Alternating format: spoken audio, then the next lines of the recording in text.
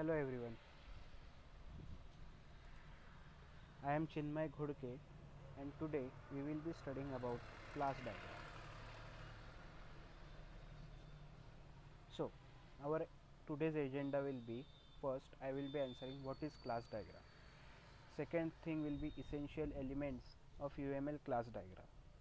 The third thing we will see a example of class diagram using star UML software. So, what is class diagram? A class diagram is a diagram describing the structure of a system. It shows the system's classes, attributes, operations, or it can also be called as methods and relationships among the classes. So the essential elements of a UML class diagram are class, attributes, operations, and four types of relationships, namely associations, generalization, realization, dependency. Class. Now class describe a set of objects having similar attributes, operations and relationships with other classes. Now these attributes and operation may have their visibility marked as plus for private, hash for protected, dash for private and tilde for package. See, I have included an example of a class. Its name is trip and the name created at, home currency, starts at, ends at, it all this is all the attributes, and the set name, save, delete are all the operations in this class. Association, this is a type of relationship. An association between two classes indicates that objects at one end of an association recognize objects at the other end and may send messages to them. In simple words, just take an example that an employee works for a company or a student studies in a classroom. So there is a association between employee and company and student and classroom, etc. The second form of relationship is aggregation.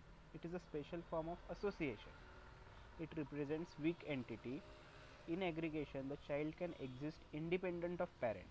For example, aggregation between class and students.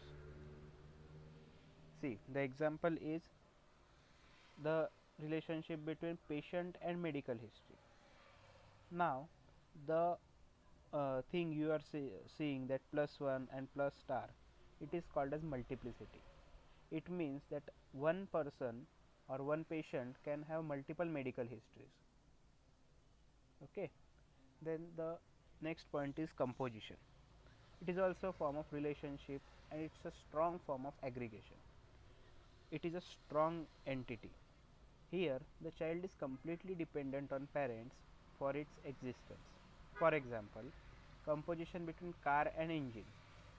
See, in this example, a engine cannot exist without the car, and therefore there is a composition between car and engine as car has a engine. The next type is generalization. It represents the type of classes. For example, shape can be generalized as circle, square, triangle, rectangle, etc. Or branches in a college can be generalized as IT, computer, mechanical, civil, etc. See an example of generalization. Now a person can be two types in an organization. He can be an employee or a customer. Again, the employee can be a manager or engineer. The next type is realization. Realization relationship indicates that one class implements a behavior specified by another class, an interface or protocol. An interface can be realized by many classes. For example, student class can be further realized as student list name, etc. This will be more clear when we will discuss the example of a class diagram. Dependency. Dependency is a weaker form of relationship which indicates that one class depends on another because it uses it at some point of time. For example, retail retail store class depends on warehouse or wholesale class. Now, the most important thing is how to draw class diagram. All our doubts will be clear in this particular diagram.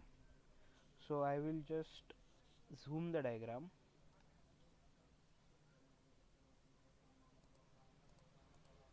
Okay.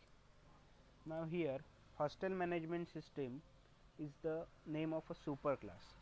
In this class we have attributes such as hostel ID, hostel name, hostel type, hostel address and hostel. Okay. Uh, Now these attributes are also given the data type, such as hostel ID will be integer, hostel name will be string, hostel type will also be string, hostel address will be string. And the second part of this is the operations in the class, such that to provide the facility and to provide registrations.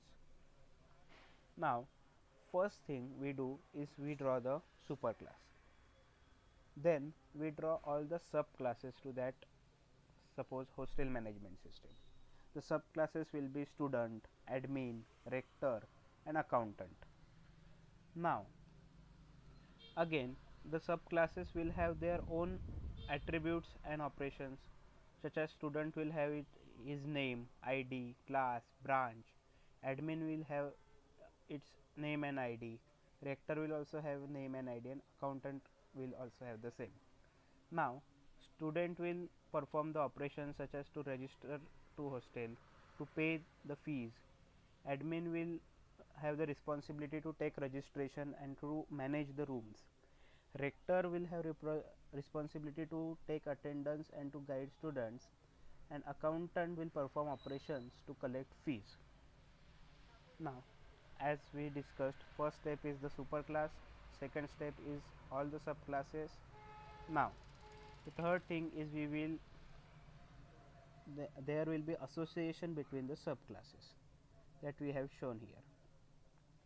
Then there will be aggregation and composition between subclasses and superclass that we have shown, such that between student and hostel management system and admin and hostel management system there is a composition. Okay. And rector and hostel management system there is also composition, and between accountant and hostel management system there is aggregation, because accountant can exist independent of hostel management system.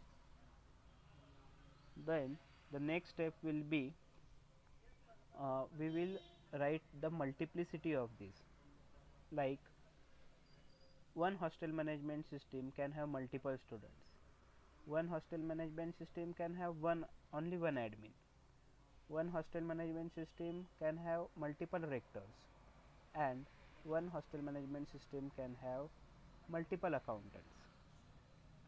The next step will be we will be giving a directed association between the subclasses, such that admin will be directed the admin will have responsibility to admit the student, rector will report to admin, so the directed association is to report to admin. The accountant will have directed association as to pay to the rector. Also here we will write the multiplicity above the association. It is 1 to 1, it is 1 to many, it is many to many. Then the next step is we will be writing generalization. The student can be generalized as a FE student or SE student, that is a first year student or a second year student. The next, this FE class and SE class will also have the attributes and operations such as name and ID and operation to register to the hostel. Now there is a dependency between admin and parents, like parents are totally dependent on admin to inquire about the students. The attributes of parents are again name and the student's name. And the last thing is the accountant list, and there is a realization between accountant list and accountant. Accountant list will also have the name and means the attributes and the operations. So that's all.